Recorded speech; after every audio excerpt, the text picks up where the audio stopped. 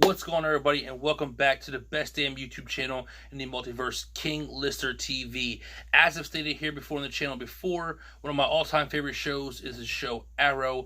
If you're not familiar with the show Arrow, Arrow is a DC Comics TV show that is based on the character Green Arrow in their comics.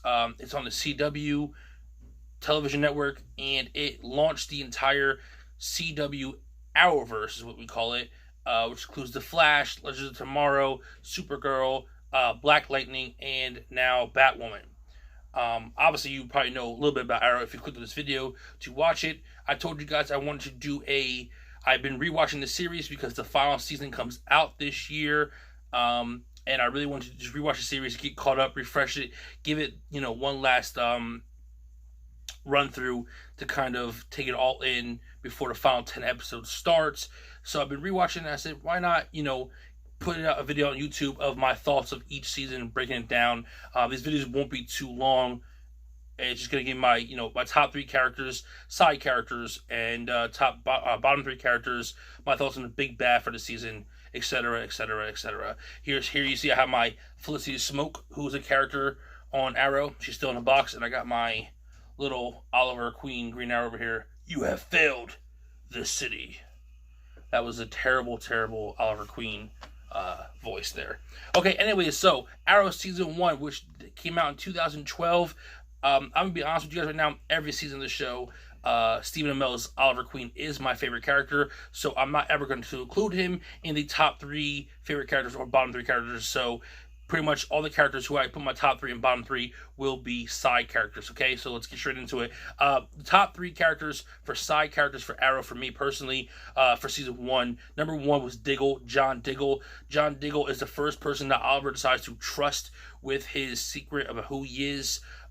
He basically is the moral compass for Oliver in Season 1. Oliver comes back from the island after 5 years and is kind of detached. He's a much more dark version of the character. He has no problem killing, and his methods can be a bit extreme at times. Diggle is the first person who kind of joins his team, his crusade with Oliver, and he really becomes a friend and a brother in this crusade, but he's definitely the moral compass for Oliver during Season 1. He always has Oliver's back, and honestly, I think he has one of the best backstories. They don't dive too much into his backstory in Season 1. You get a little bit of it, but as the show continually progresses, I think they do a great job diving into Diggle's backstory. And Season 1 is just a taste of it. That's why he's my number 1 side character. Number 2, Tommy. That was Oliver's actual best friend pre the island. They were billionaire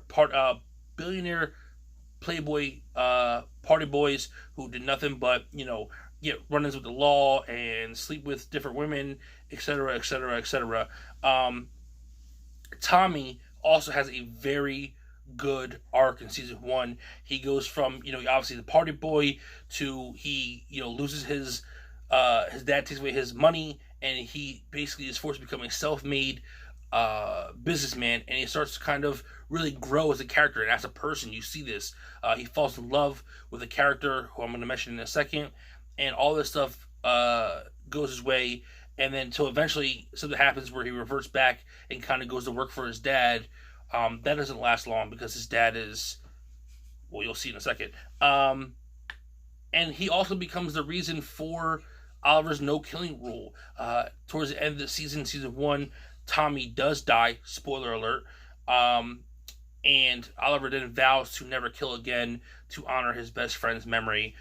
I really like the character of Tommy. After not rewatching Season 1 for so long, I kind of forgot why Tommy was so important. I mean, you always know it's always mentioned in later seasons, but I kind of forgot why he was so important, and rewatching this Season 1 reminded me. Number 3, my girl, Felicity Smoke. Felicity does become a bit of an annoying character in later seasons, but we'll get to that when we get there. But in Season 1, she was such a great addition to the show and to the team. She was the IT girl. She's always handled everything on the computer, hacking into databases and being their overlook, basically, their, for the team. But she was such a funny and lighthearted character in a very dark show. Season 1 of Arrow is so dark, it really takes after The Dark Knight. In that sense. That's actually what they went for. If I listened to interviews before with the producers and the people in the show, and when they pitched the idea of Arrow, they wanted to make a very grounded, dark, reality-based superhero show, much like the Dark Knight trilogy was for Batman. This Arrow was for the Green Arrow. My bottom three characters for season one, I'm not going to really give you too much detail, but Moira Queen, which was Oliver's mom, Thea Queen, which was Oliver's sister, and Detective Lance. Real quick, Detective Lance ends up becoming one of my favorite characters on the show. I just really didn't like him in season one.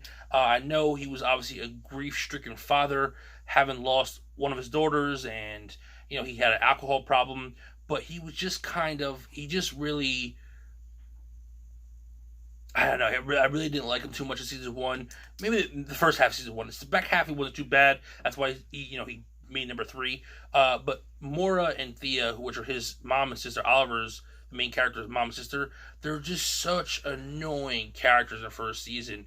I mean, really, really awful. I mean, his mom really, is not a good person, and she's a great character for the show, but she's just not a good person. And especially in season one, Oliver's been gone for 5 years. He was on an island, and I remember, there's an episode he comes back in the beginning, and she wants him to take over the family business, and he's not really about it. And she's, calling him a bum and all kinds of stuff. And I'm like, he's been gone for 5 years. Why do you think that? Why would you expect him to hop back in here and just want to? It's just, that's who she is. But they just very completely seem not understand that this guy was on an island. His ship was shipwrecked, and then he was stuck on an island for 5 years, and he's coming back. He's going to be a little different, and it just seems that the entire season, his mom and sister can't understand that. They just keep wanting him to be the guy he was before he left, which I can understand a bit, but a little give and take here. This guy's been gone for a long time. You can't get over that a little bit, so they're just really, really annoying. Best side villain of the season one. Now, if you never watched the show Arrow before, or if you are familiar, you understand that they obviously have a big bad every season, which is the main villain, and then they have little side villains throughout the season, maybe once per week or whatever the case may be. But my favorite for season one was Helena Bertinelli, aka the Huntress. She had a great arc, a cool backstory, and she was a much less annoying character than the Count, Count Vertigo. Count Vertigo is another villain in Arrow, but he really, I think it was the way the actor tried to portray this character and the voice he used, but he annoyed me every time it was on screen. So I loved Helena. She was a much better character. She had this darkness inside of her too, which matched her up with Oliver. They ended up becoming a couple for a little bit. That goes wrong and stuff like that. But she was just such a great side character for the season. Her little arc, which spans, I want to say, 4 episodes maybe total throughout the whole season. She does appear in later seasons as well. It was close between Huntress and Deadshot. Deadshot's a really cool character from DC Comics, and he's in season 1 of Arrow. I really like this character a lot too, but I think he becomes a better character in seasons 2 and 3 of this show than he is in season 1. That's why I'm giving it Helena. Extra notes about it, like I said, the Dark Knight themed or inspired theme of set in reality and in a dark tone. I love that. All of the training sessions with Oliver, I feel it's one thing that later seasons don't do as much, but he's constantly, every time they go to his lair, he's not just kind of standing around. He's always either working out or shooting arrows. He's doing something, he's training. And when you're a vigilante, if you're going to live that life of vigilante, you have to be training and be in tip-top shape and be able to go out and fight these wars every night. And so I always loved that stuff. The great build-up of the season, I thought that season 1 was super addictive. It's one of the best seasons of the show, and it just really does a great job building up to the finale and giving you that resolution you want. And the flashbacks actually meant something. Arrow is notorious for having flashbacks, flash forwards now, but the flashbacks felt real, and they felt natural in season 1, and over season 2 too. But season 1 especially, I thought the flashbacks just felt important to the story at hand.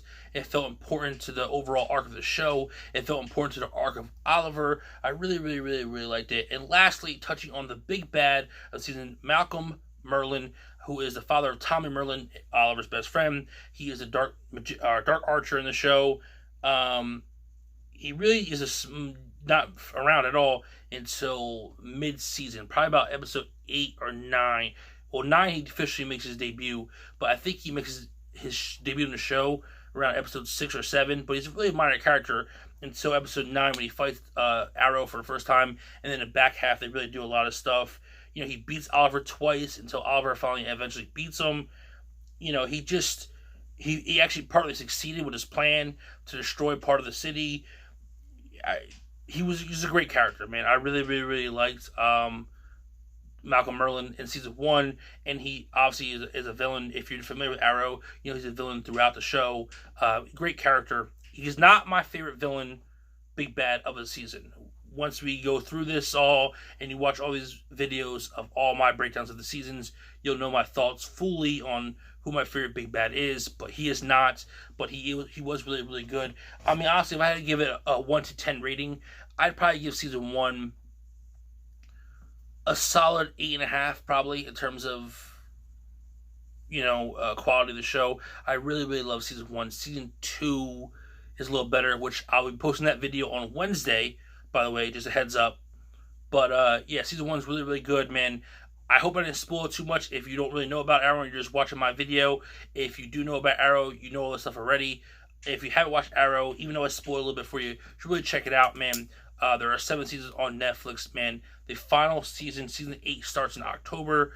You should get on that because they are doing a huge DC crossover in December and January of late this year and early next year, called Crisis on Infinite Earths, which is going to be a massive event, man. And it's going to be some great stuff. So there you have it, my quick thoughts on season 1 of Arrow, man. I hope you guys enjoyed this video. As you always know, like, comment, share, subscribe. Comment down below. Let me know if you're a fan of Arrow. Let me know if you want to become a fan of Arrow. Whatever, guys. You know the deal. Too sweet.